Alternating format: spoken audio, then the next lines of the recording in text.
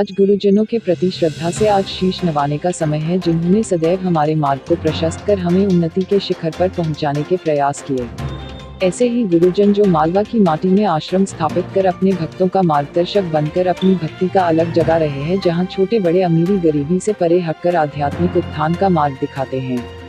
निजानंद आश्रम पर स्वामी सच्चिदानंद जी जो कॉलेज प्रोफेसर पद से रिटायर्ड होने के बाद भक्ति की दुनिया में संत बन गए और अपने गुरु भक्ति की धुनी रमाए रहते हैं। मीडिया में हरिओम शब्द कहकर बता दिया कि सब कुछ इसी में समाया है। वहीं शहर में रामद्वारा में बाल संत तोताराम जी जो अपने शिष्यों को गुरु पूर्णिमा पर्व पर गुरु आशीष प्रदान किया और मीडिया में जगत खुशहाली की बात कही।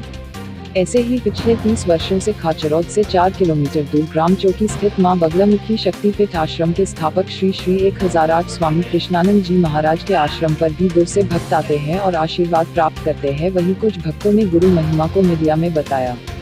इसी के साथ खाचरौद स्थानीय प्रशासन ने भी मां बगलामुखी शक्तिपीठ आश्रम पहुंचकर स्वामी कृष्णानंद जी महाराज से आशीर्वाद लिया। इसी के साथ खाचरौद जंप इकाई भी गुरुजी के आश्रम पहुंची और आशीर्वाद प्राप्त किया। वहीं खाचरौद भक्तों द्वारा रुद्राक्ष का पौधा भी भेंट किया गया।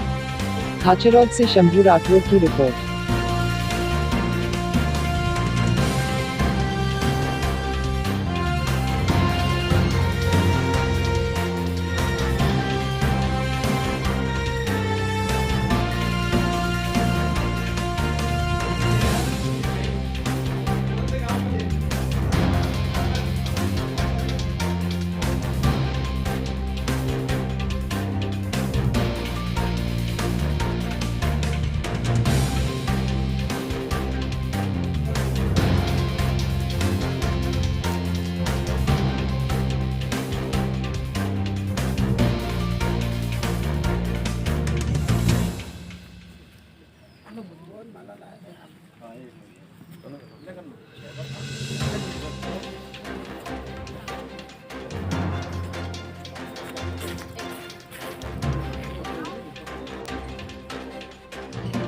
बोलिए महामृत्युंजय भगवान की जय।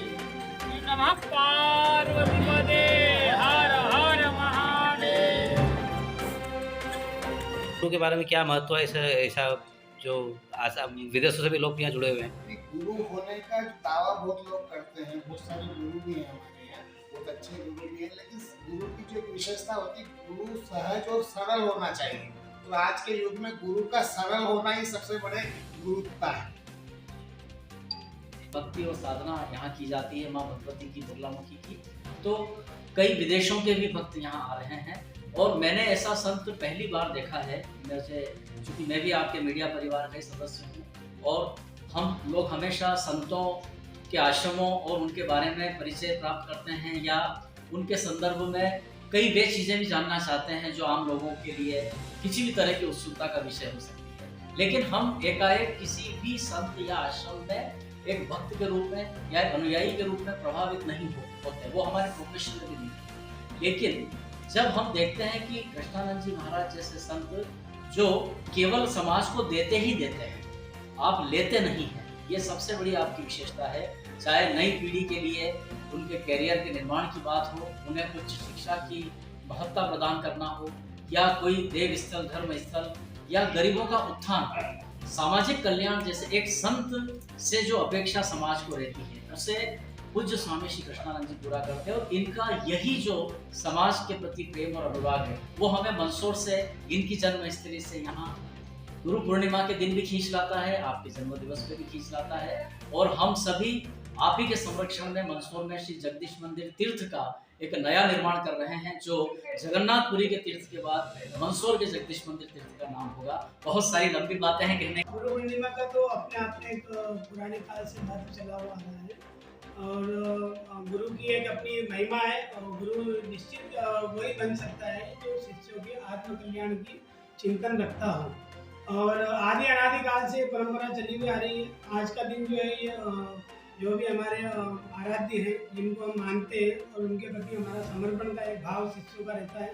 ऐसा ही भाव गुरु और शिष्य की परंपराओं को जन्म देता है। वेद व्यास जी महाराज जो है आदि गुरु कहे जाते हैं। उन्होंने कई धर्मशास्त्रों की रचना की, 18 पुराणों को रचा, वेद का भी नामकरण संस्कार किया, ऋग्वेद, यजुर्वेद, अथर्ववेद, सामवेद, चारों वेदों की उपमा उन्होंने बताई।